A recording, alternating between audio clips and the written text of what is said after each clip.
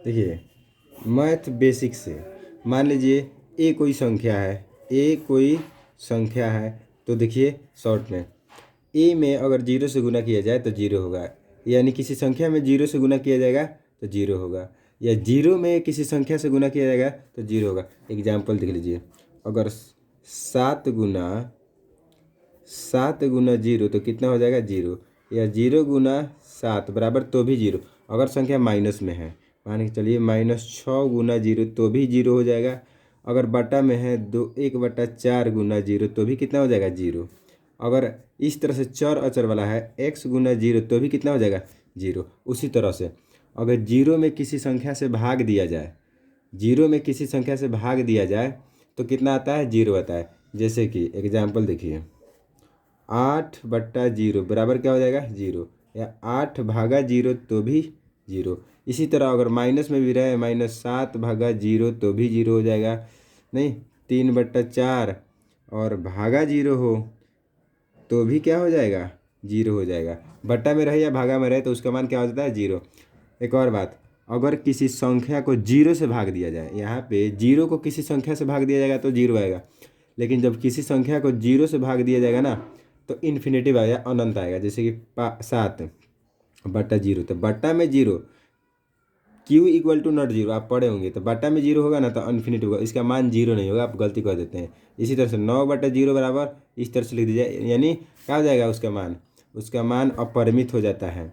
चलिए अगर किसी भी संख्या का पावर शून्य हो तो उसका मान एक होता है। जैसे कि 7 के पावर तो शून्य हो तो उसका मान एक होगा, वही 10 का पावर शून्य हो तो भी उसका मान एक होगा, 1 का पावर शून्य हो तो भी उसका मान एक होगा। आइए ना, जीरो का पावर जीरो हो तो क्या होगा इसको आपको बताना है। चलिए x का पावर जीरो हो तो भी उसका मान क्या हो जाएगा एक ही हो जाएगा। ठीक है, आगे देखिए, अगर किसी संख्या को सेम उसी संख्या से भाग दिया जाए तो उसका मान एक होगा। ये तो सबको पता है, वैसे ही सबको पता है, लेकिन बेसिक जानकारी हम बता रहे हैं क्योंकि यहीं से हम स्टार्ट कर रहे हैं।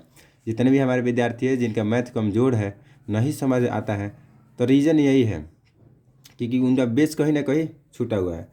जैसे 17/17 कटेगा तो कितना एक, किसी भी 19/19 बराबर एक, और चर में आ जाए x/x बराबर एक, तो सेम संख्या को भाग दिया जाता है तो एक आता है।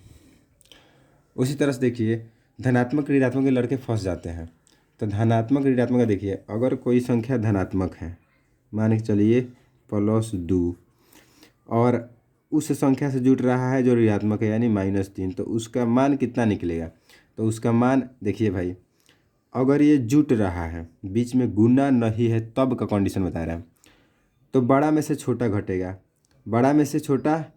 यानी 3 में से 2 घटेगा तो हो जाएगा 1, और बड़ा वाला का चिन्ह लगेगा माइनस। यहाँ पे एक चीज़ हम लिखे हैं, बड़ा घटाव छोटा, कब, जब धनात्मक ऋणात्मक हो। तो जैसे मान के चले यहाँ पे +3 हो, यहाँ पे -2 हो, तो बड़ा में से छोटा घटेगा तो 1, चिन्ह किसका लगेगा बड़ा का, तो बड़ा का चिन्ह प्लस होता है, प्लस हम लोग नहीं लिखते हैं, समझ जाते हैं। यहाँ पे मान के चलिए 10 हो, यहाँ पे रहे इस तरह से -11, तो बड़ा कौन है 11, 11 में से 10 जाएगा कितना हो जाएगा 1, लेकिन चिन्ह किसका लगेगा इसका। ठीक है, यहाँ पे x हो, यहाँ पे 2x हो। अब बताइए 2x में से x ना घटेगा तो कितना आ जाएगा x, लेकिन चिन्ह किसका लगेगा माइनस का। उसी तरह से y घटाव 2y घटाव 10y, बताइए तो 2y में से 10y घटेगा, यानी 10y में से 2y घटा दीजिए तो हो जाएगा 8y, यहाँ पे कितना हो जाएगा माइनस लगेगा।